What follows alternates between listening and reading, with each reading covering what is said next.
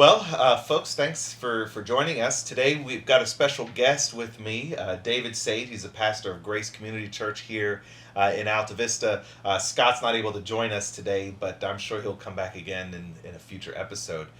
So I just wanted to begin and jump in with our topic today. I was reading some time ago in a local newspaper, and I'm not going to quote the whole article here, but I'll probably link it in the description of the YouTube box down below. But essentially, this was a conversation in this article about censorship within the public school systems, and it got me thinking. You know, the gist of this conversation or in the article was that there's a group of parents who are concerned about the content that is available to young students, and this is in a public school system. I know, David, you homeschooled your children. Mine are still little, but we're probably going to send them to a private Christian school here in town. And I think we both recognize of some of the perils and the dangers of sending children to public schools. Now, we both grew up in public schools, I assume, right? So we went through a public school system, and I remember, I think I saw a meme somewhere. I think it's Vodi Bakum said something like, you send your kids to Caesar, don't be surprised when they come back as little Romans, something good. Like that. Yeah. So I thought that's a really good quote. And so, I understand the concern that some of these parents have, specifically about some of the books that are available to these little minds, books that push things like transgenderism, and the identity of homosexuality, and that a kid at that young age can choose what sex he or she wants to be, and right. and kids shouldn't even think about sex at all at that right. age. Yeah. And yet, they're encouraging these sexual identity, gender dysphoria things. And so the parents in this particular article lifted concerns, and the county school board debated over some things. Again, you can read the article, but essentially it got down to the question of censorship. And so that was my topic I wanted to talk with David about today, and get our thoughts, and especially see if we can find a biblical grounding, because there's certainly the Bible calls for the responsibility of parents towards children. I certainly think of the Old Testament laws where, in Deuteronomy, Moses tells, to write the law in your hearts, and to read it every day to your children when they get up in the morning, to study it before they go to bed. There's the importance of having the Word of God being the cornerstone, and it being so much a part of our children's lives, not just our lives as adults, but our children's lives. And the New Testament carries things similar. Paul's admonition to fathers to, you might be able to quote it better. I'm going to paraphrase it, but not to exacerbate be overly punishing, to exacerbate that relationship. But there's still a duty that parents have to nurture and care for their children. And so, trying to strike that balance. I don't know, David, do you have any thoughts initially right now? Sure. So, like you said, both you and I are products of public school. Now, I didn't become a devoted follower of Christ until I was in my 20s. And so going to public school meant nothing. But our public school days, now I'm older than you. Yeah. I'm 43. I was born in 1978. I graduated high school in 1996. The high school I went to is completely different than the high school and even the elementary schools that our children are going to today. Yeah. Sexuality wasn't much of a thing at all. It wasn't a main topic of conversation, just like you talked about. So, for a lot of parents who think, well, I went to school and I'm a follower of Christ, why would I not have my children go to school and get that experience? My heart goes out to you, but I would say that we are living in a different society, a different day, and the public schools have a forced agenda now, at least in our area for sure. Yeah. So that would be one thing. Let's think through, what are the schools teaching. The other thing is, because homeschooling's become more mainstream, private Christian schools have become more mainstream. Some parents may think, well, I don't want my children to miss out on aspects of relationship, of sports, of extracurricular activity. We have 4 children. My oldest is He'll be 21 on Christmas Day. Then I have a 19-year-old, a 17-year-old, and a 10-year-old, and all of them have not missed out on experiences with travel sports, with homeschool sports teams, with homeschool co-ops. They're not missing out on aspects of life that parents would consider to be something that's their child will miss out on. So I think that's an important aspect just to kind of lay out there. Yeah, absolutely. School, a public school or government school, let's call it what it is. It's not public because, as our one of our governor candidates said, that it's not parents' business to be involved in their children's education. It's government agenda being forced into your children. It's not the same thing that you and I experienced, or you, if you're older like we are, what you experienced. And so just maybe recalibrate that. What is the purpose of school, and what's the reason? And our children have been successful in the world. My older son is in college now, and he's doing well. He's working a full-time job. He's married. My second son's in college, and he just finished all A's and 1B. And so they're going to college. They're experiencing these things, and they didn't miss out. My younger son's actually playing sports, so he was able to get into playing soccer. So if you're worried about these things, and that's why you're trying to still calibrate if homeschool's the right idea or public school's the right idea, know that there are great options, especially in Central Virginia where we live. Yeah. And I'm assuming Florida's even better than Central Virginia. Other states are even better for the homeschooling. With the agenda of school, why is it a 6-year-old really needs to know their sexual identity? And why is it the school has to force this into their head? What's their purpose? Isn't school to educate, to teach math, arithmetic, social studies, history? So if they're not doing what they've been commissioned to do or what you expect them to do, and they're forcing all these other things, and they've removed God from the aspect, because teachers aren't supposed to talk about God, they're not supposed to pray with students. Like you said, Deuteronomy chapter 6 tells us to love our Lord our God with all of our heart, all of our mind, all of our soul, and all of our strength, and that we're to teach this as we rise, as we get up, as we go. Well, if our students, our children, are away from us 8 hours a day, we come home vexed from work, they come home and have homework, how much time do we actually get with our child? Sure, yeah. And so we have this relationship with our child where we get them for maybe an hour a day.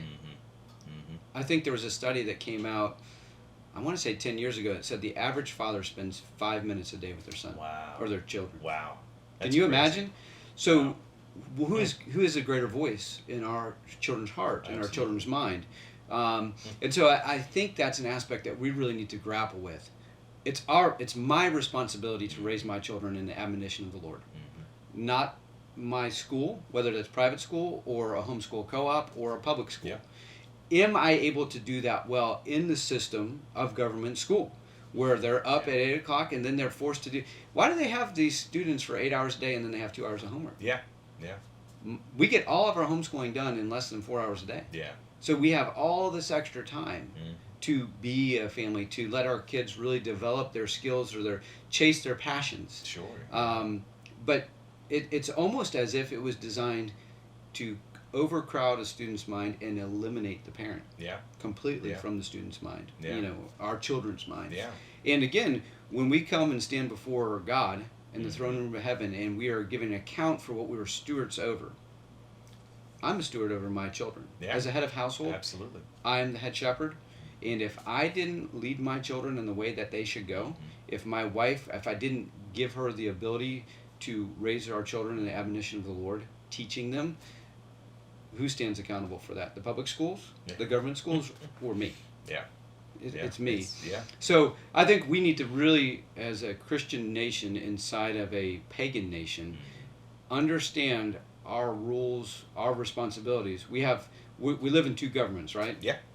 We as Christians pursue God's government inside of the world's government. And when the world's government is in opposition to God's government, we go with God's government and face those consequences. All the time.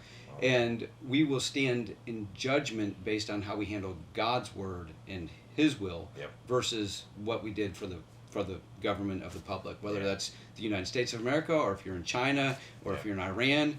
If you're a Christian, our passion, our pursuit is we live for the eternal kingdom, the uncorruptible kingdom. Yeah, exactly. And I'm glad you mentioned that. I just started a mini series. I ended a series on Mark, and I just started one this past Sunday and this coming Sunday called Kingdom Living. And I Nice. talked specifically about that. I titled the sermon Civil Disobedience and examples of that. You know, I didn't use that language. I really like that language. You said it was a Christian nation within the, what'd you say, within a pagan nation? Yes. And so that notion that, you know, we answer to that higher authority. And I'm glad you mentioned that, because that was one of my questions when thinking through this, especially this concern of these parents about wanting to you know, I'll use the language that the county school board says, censor these books. And so talking specifically about our Christian nation within a pagan nation, you know, here in America, we love our freedoms. I mean, we love them. If you're watching and you're not from America, probably the first thing you think of when you think of Americans are freedom. And, you know, and just how much we love it, how much we fight for it, how much we'll die for our freedoms and push it. But as Christians, you know, especially as Christians in America, I think we've gotten now that our I guess our secular understanding of liberty has influenced our understanding of Christian liberty, when it should be the other way around. I think. And so again, you mentioned that these two nations, sort of one within the other, and so as Christians, my one of the questions that comes to my mind is, how much do we? I'm trying to frame the question. How should we as Christians approach our constitutional rights? So the Constitution says there's a freedom of speech. There's which essentially, at least understood today, means there's a freedom of opinion. You can have a disagreeable opinion and know that I'm not going to lop your head off, or the government's not going to lock your head off because you spoke bad about him or you said something that they didn't like. You know, there's that sense of that's what I understand when we say we have freedom of speech, meaning you're not going to necessarily be persecuted. Now, you might have to deal with the consequences of what you say, especially if you say something that's not true, Right. or you say something that is overtly offensive. You probably have to deal with some repercussions. But by and large, we can say things and not necessarily feel that we're going to be threatened because we say them.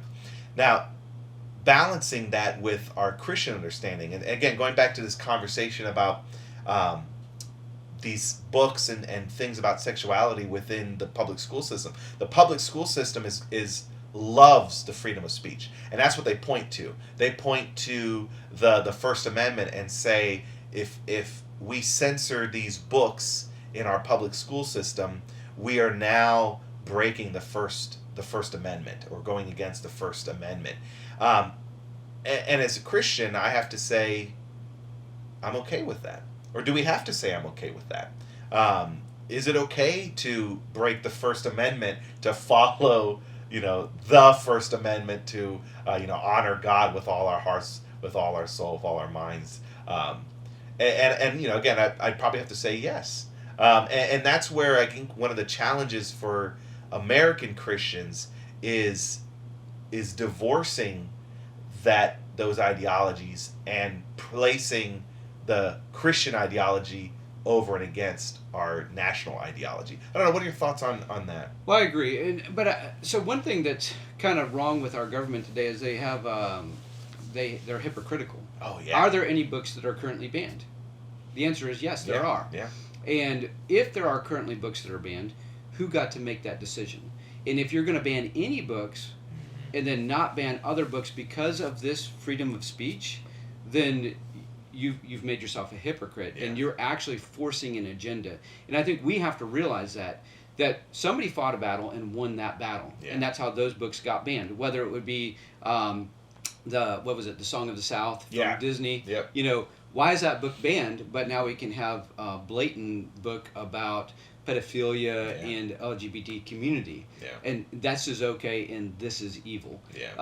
So if we are going to be able to ban books, then it's not about the freedom of speech. We might as well put full-out pornography as forms of art in children's libraries and allow any book in that children's library. So the question is, as believers, what are we fighting for? And I think, we're called salt and we're called light.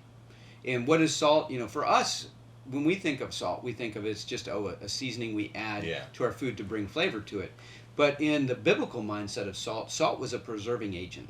We eat cured ham that's cured in salt. And the reason it's cured in salt is to stop it from rottenness. Yeah. And as believers, we are salt. We are to stop the communities we are part of from rottenness. And as we see this evil sinking into our library system, into our public school, sure, I removed my kids from the public school system. I've protected them. I've done my good job. But if we as Christians live in our little huddles and we're not concerned with the greater community around us, eventually that rottenness will be within inside of our church. Yeah. And so what God commissioned us, what Jesus Christ said is that I will build my church and the gates of hell shall not prevail against it. And when I think of a gate of hell, I don't think that, have you ever seen a gate that's mobile? That kind of comes on the attack. Yeah. And so it's trying to prevail against us. No, the reality is that we as believers are called to go into darkness, shine light, reveal truth. This is evil. God designed male, God designed female, and he did that, and he wasn't wrong. And so we need to bring that light, shine that truth, and preserve the rottenness, lest it will impact our children, whether we homeschool or not. Yeah. And I've been a part of a homeschool community for a long time, and I've seen a lot of children who are not followers of Jesus Christ, even though they were protected and sheltered. Yeah. And one of the reasons is because we live in a society that's so corrupt and has such a prevailing voice, and our voice is continually getting minimized. Yeah. So I'd say, to answer your question, yes, we should fight that battle, because the government itself is already censoring. Yeah. So it's a hypocritical lie. They have an agenda that they're forcing. 2, we are called to be salt, to prevent against rottenness. And this is evil. It's an agenda of the devil and forces of iniquity. And we need to share truth so that others can know and see that reality. And we need to bring light. So I think we should fight the battle. I think we should stand against it. And I think if there's any censorship at all, then we should be able to have this discussion. Why is it inappropriate for an elementary school library to have explicitly sexual books? Yeah. I don't want it explicitly sexual book, heterosexual. Yeah. Even Christian love. Yeah. Even if it was a story about 2 homeschoolers that met and fell in love, and then it talks about their sexual escapades in the bedroom. Yeah. That doesn't belong in an elementary school. It doesn't belong in a middle school. Absolutely. It doesn't belong there. Yeah. Is that censorship? Sure. But that should be a parent's decision. That's a household discussion. Yeah. It's not a public book access to your children. Yeah. And especially when it comes to the conversations about sex. I mean, this is maybe the elephant in the room, I guess, could be, or the conversation around the conversation, meta conversation, I don't know. It's this, it is this notion that that sex now has, people just don't talk about it in private. But people are talking about it in public. That's right. And it should be the other way around. We shouldn't be afraid to talk about sex with our children, and let them know at the appropriate time, when they're coming of age to begin exploring and knowing about it. We need to tell them about it. We don't need to hide it. We don't need to, because it's a beautiful thing. God created it. It's good.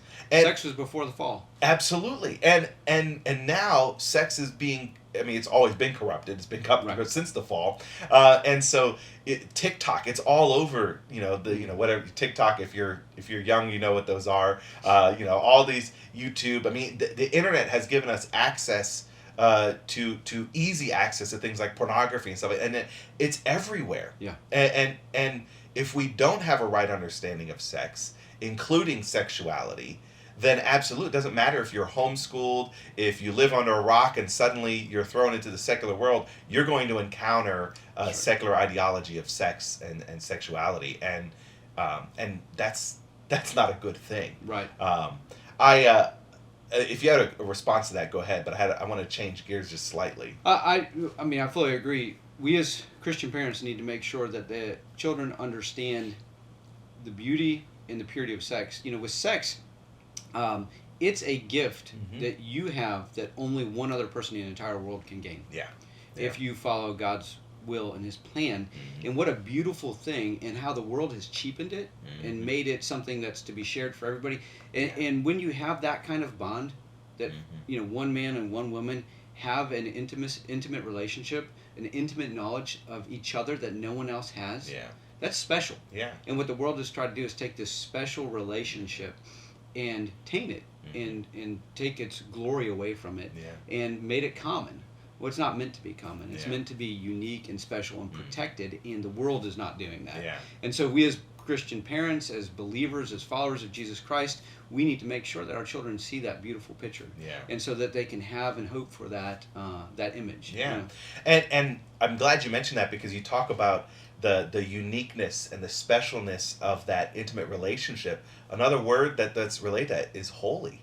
And holy mean that separate, that special called apartness, and it goes back. Not only has society cheapened what sex is, because of that intimate relationship that a man and a wife have, is a mirror of our marriage relationship with Christ.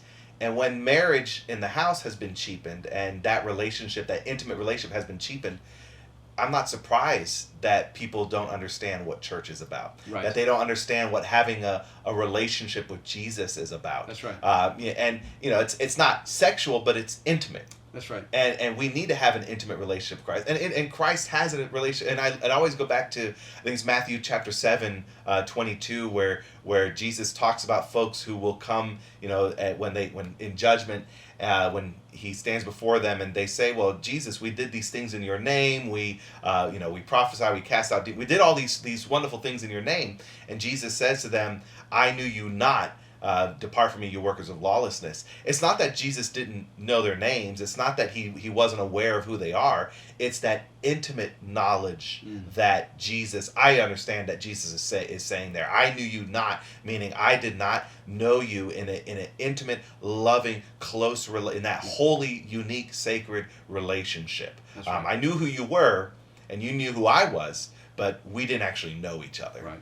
And I think because but the world has cheapened our knowledge, our intimate knowledge that we share in marriage, we've lost that understanding of being known by God. That's right.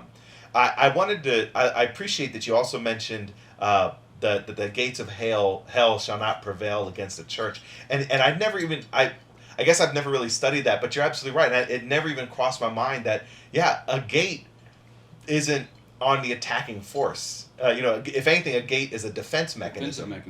And I want to flesh that out. Yeah, what does that mean to not have the gates of hell prevail? So I don't know. What's in my mind, and if I'm wrong, absolutely correct me. In my mind, it almost sounds like there's the Christian is on the attack against the defenses of hell, and they will not prevail. Right. That at some point they will give. There will be victory. I don't know. Am I off base, or what are your?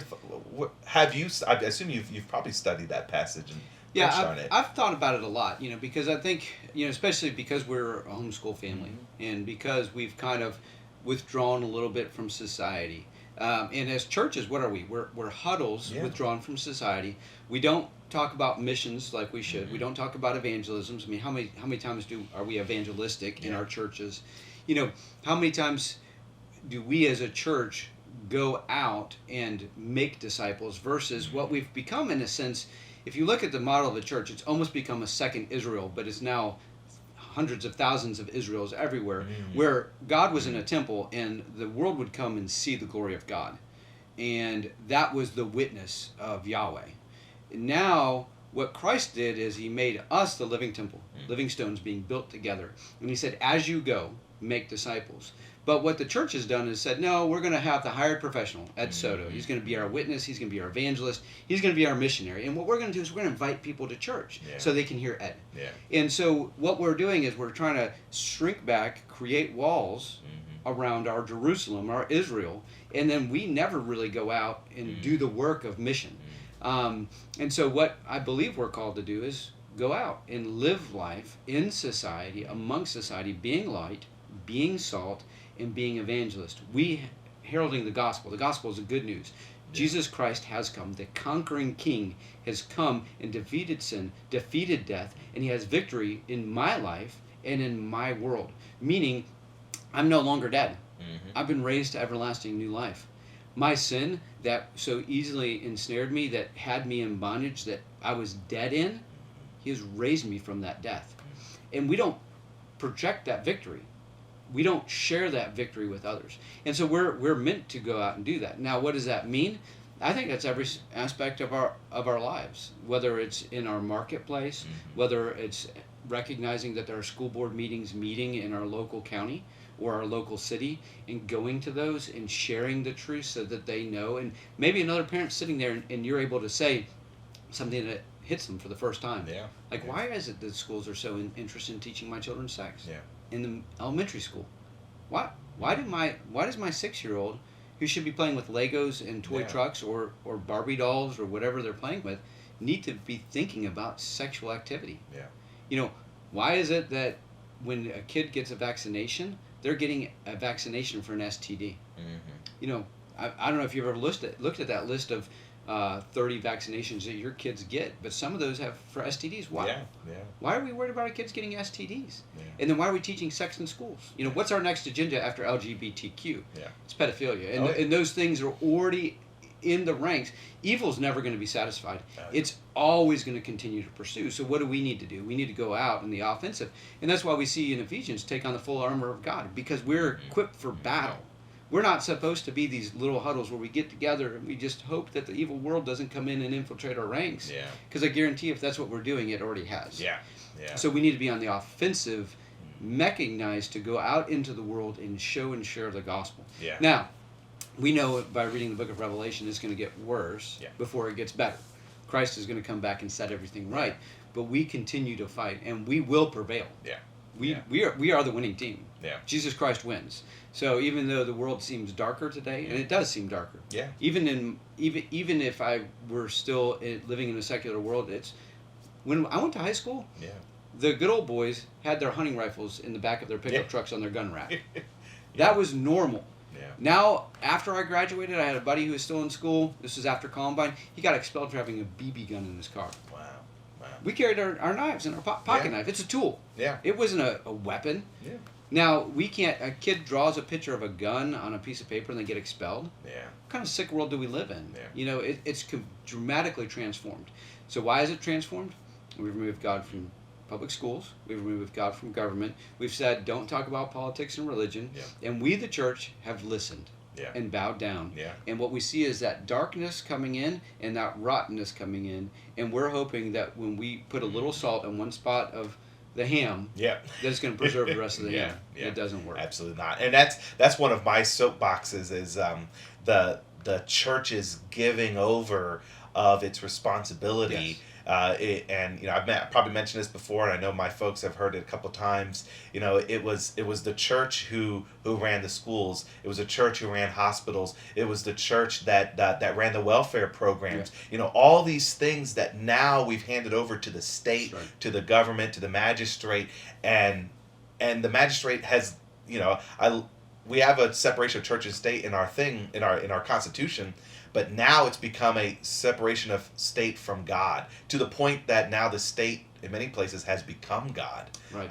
And that's not the design. Well, Como said that, right? Yeah. God didn't do this. We did this. Yeah. I mean, he was blatant about it. Absolutely. And that's their thought process. Yeah. And we, the people, even people in the church, have relied on the state as God. Yeah. I mean, how many Christians do you know that feel like when the right person gets into our governorship, everything will be right? Absolutely. Or the right person gets into the White House, everything will be right. And it doesn't matter. Whatever party it is, Yeah. that's the ideology. Yeah. Well, when we get that right guy in there, things are going to get better. No. No. When the Holy Spirit's in our heart, and the Word of God is in our mind, and the gospel is on our lips, that's when things will get right. Absolutely. Well, I think that's a good place to end our conversation. I think we haven't really solved anything, but if you followed along, I really appreciate you all taking the time to watch. I hope you all take care. Thank you.